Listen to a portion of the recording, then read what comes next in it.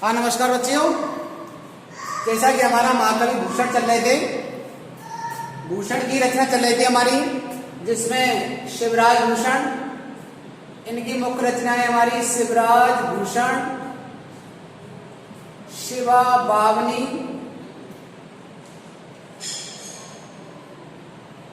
और छत्रसाल दशक।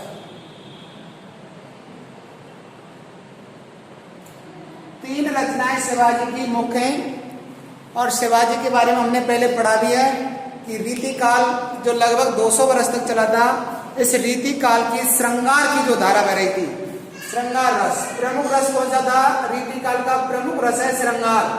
लेकिन इस श्रृंगार रस की जो धारा बह रही थी, इस श्रृंगार रस की नदी में एक मुख्य रस और आया निकल करके, एक अलग रस और आया जिसका नाम था वीर रस।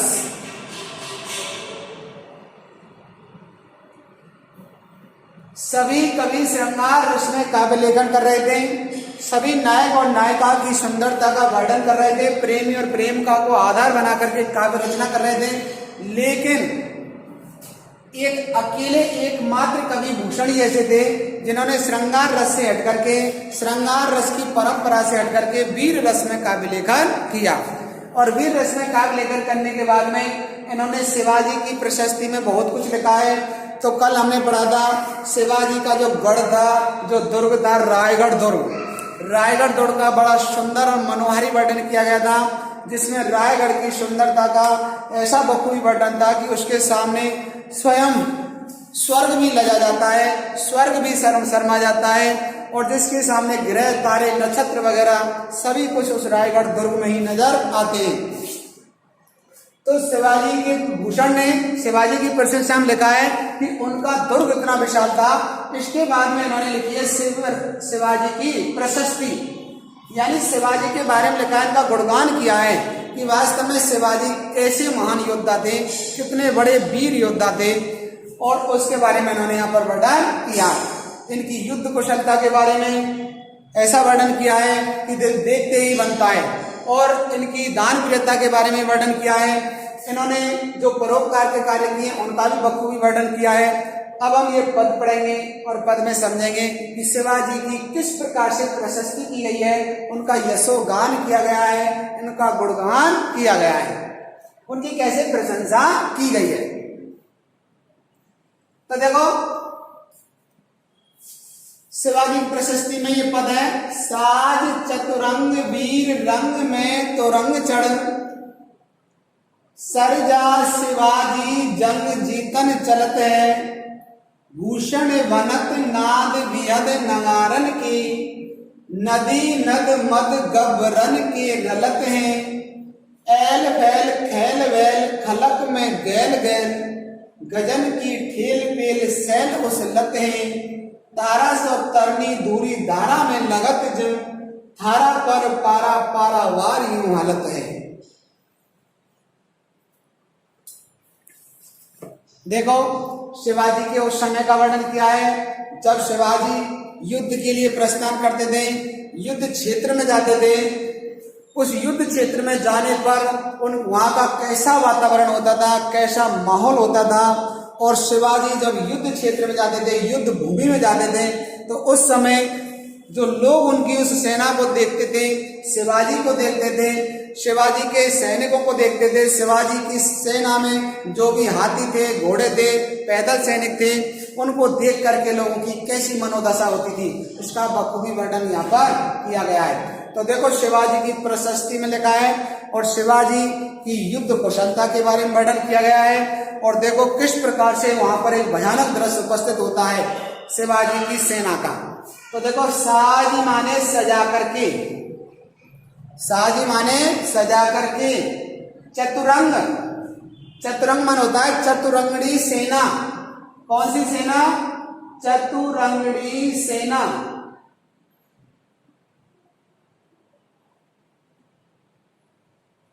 चतुरंग माने चतुरंगड़ी सेना, और चतुरंगड़ी सेना कौन सी सेना होती है? ऐसी सेना जिसमें रथ सवार, यानी देता हूं, यह होती है चतुरंगणी सेना। 4 प्रकार की सेना होती है, जिसमें रथ सवार, गज सवार,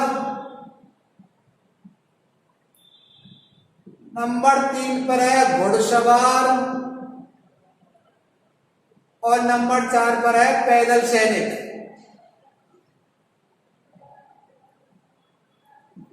4 प्रकार की सेना होती है चतुरंगणी सेना में।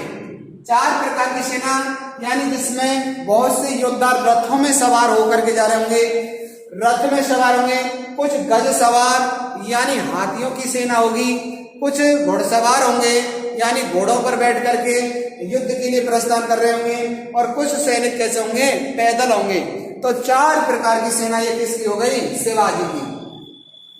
तो साज माने सजा करके, चतुरंग माने चतुरंगणी सेना, और चतुरंगणी सेना माने रथ सवार, गज सवार, घुड़सवार और पैदल सैनिकों को जब सजा करके चलते हैं, जब वो अस्त्र शस्त्र धारण करके चलते हैं।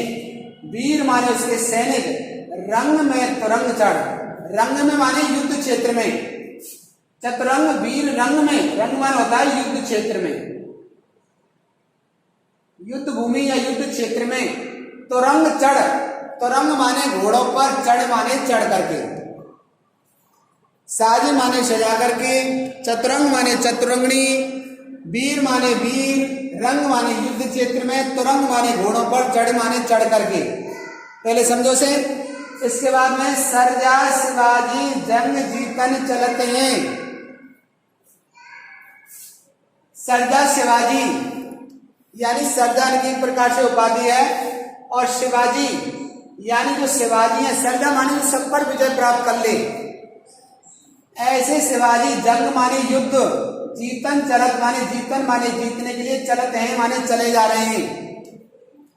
यानी शिवाजी अपनी चतुरंगनी सेना को सजा करके, घोड़ों पर सवार होकर के सेना को, घुड़सवार सैनिकों को लेकर के रंग क्षेत्र में जा रहे हैं, युद्ध क्षेत्र में जा रहे हैं। और कहाँ जा रहे हैं, जंग जीतन माने युद्ध में जीतने के लिए जा रहे हैं। वो युद्ध लड़ते थे तो सिर्फ जीतने के लिए लड़ते थे, उन्होंने कभी कोई युद्ध हारा ही नहीं। तो संघ का क्या जा रहे हैं, जंग को जीतने के लिए जा रहे हैं, युद्ध को जीतने के लिए जा रहे हैं, शत्रु पर विजय प्राप्त करने के लिए जा रहे हैं। भूषण कवि जी कह रहे हैं, भनत माने सुनाई पड़ रहा है, भनत माने सुनाई पड़ रहा है, नाद माने ध्वनि, नाद माने क्या होती है, ध्वनि, आवाज। बिहद नगारन के, बिहद माने बड़े, नगारन माने नगाड़ों के। यानी भूषण कवि जी कह रहे हैं, जब शिवाजी अपनी चतुरंगनी सेना को सजा करके जा रहे हैं तो वहां पर हो क्या रहा है, भूषण कवि जी कह रहे हैं कि बड़े बड़े नगाड़ों की आवाज सुनाई पड़ रही है। भूषण भनत माने आवाज हो रहा है, सुनाई पड़ रही है, नाद माने ध्वनि, बिहद माने बड़े, नगारन माने नगाड़ों की, यानी बड़े बड़े ढोल, बड़े बड़े नगाड़े बजाए जा रहे हैं। युद्ध क्षेत्र में देखा होगा, युद्ध क्षेत्र में जब प्रस्थान करते थे, शत्रु सैनिक पर जब चढ़ाई करते थे तो बड़े बड़े ढोल नगाड़े बजा करके, ढोल नगाड़े पीट पीट करके लोगों को युद्ध क्षेत्र के लिए प्रस्थान करने के लिए आह्वान किया जाता था। वो क्या रहा है, बड़े बड़े नगाड़े बज रहे हैं, ढोल बज रहे हैं,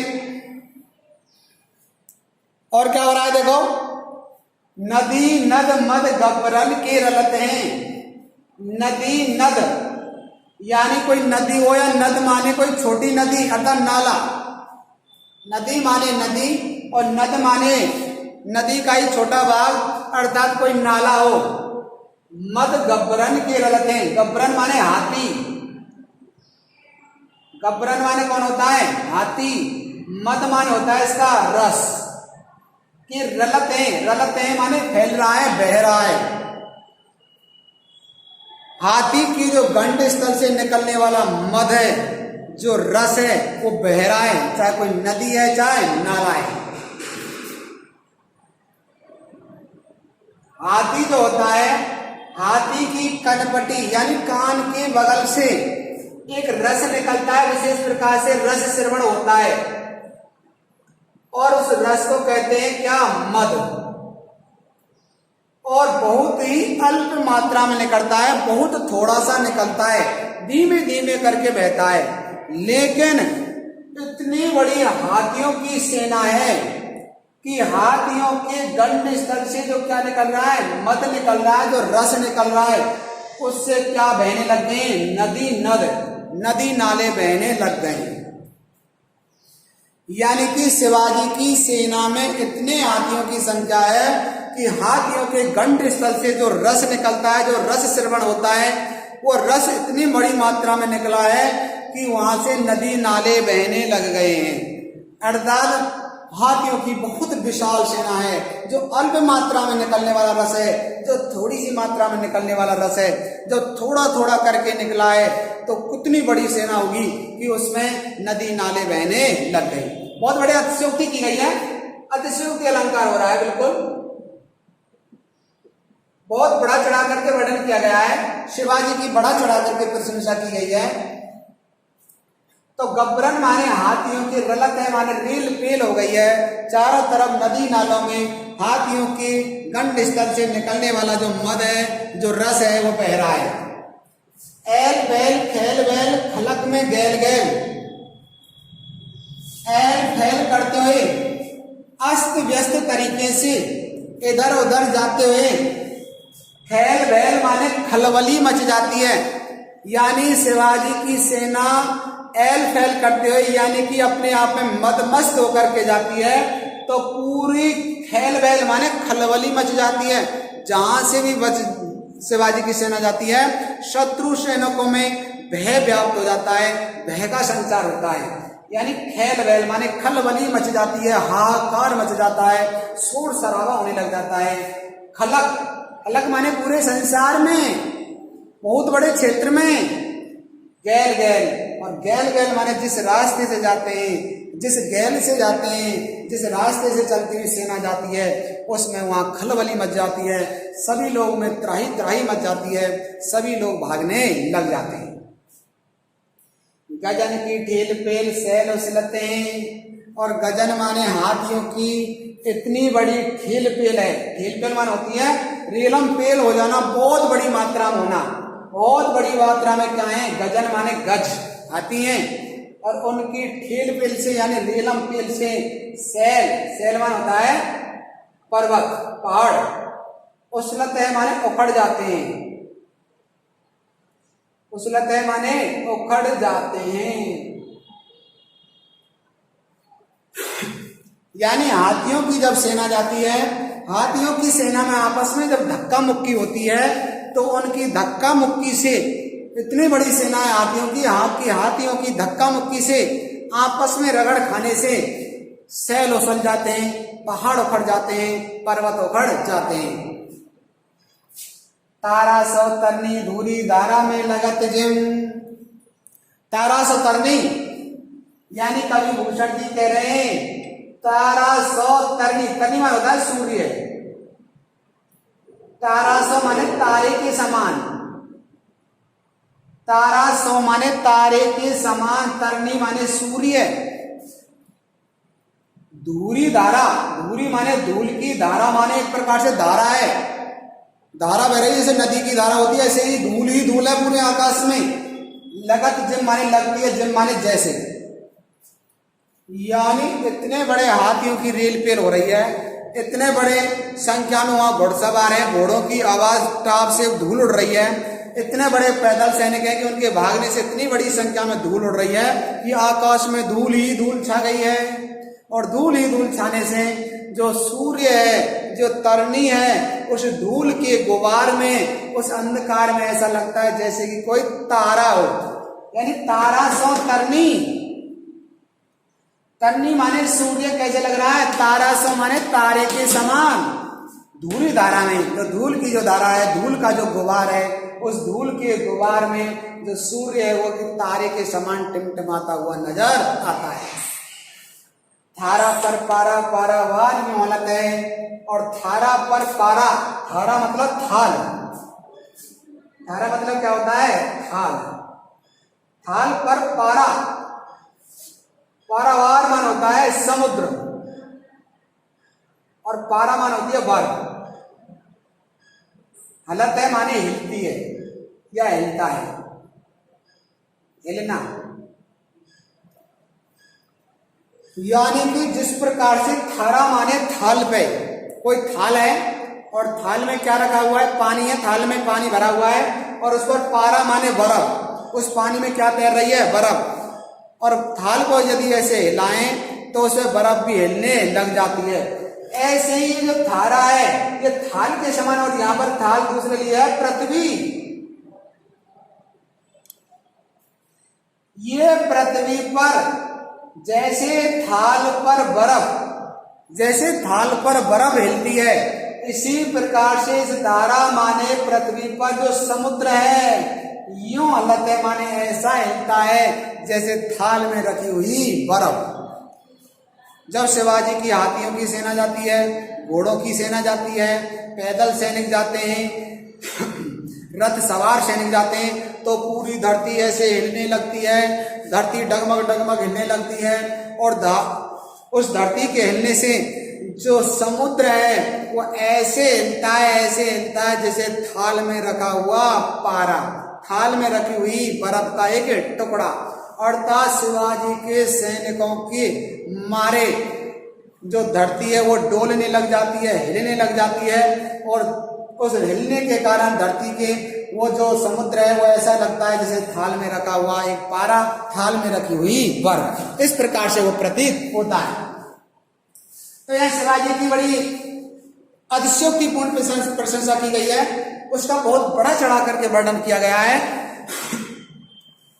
कि जब शिवाजी अपनी चतुरंगी सेना के वीर सैनिकों को सजा करके युद्ध क्षेत्र के लिए प्रस्थान करते हैं, अपने हाथी घोड़ों को लेकर के प्रस्थान करते हैं, अपने संपूर्ण चतुरंगी सेना को सजा करके प्रस्थान करते हैं, तो वो ना युद्ध हारने के लिए नहीं जाते बल्कि युद्ध को जीतने के लिए प्रस्थान करते हैं।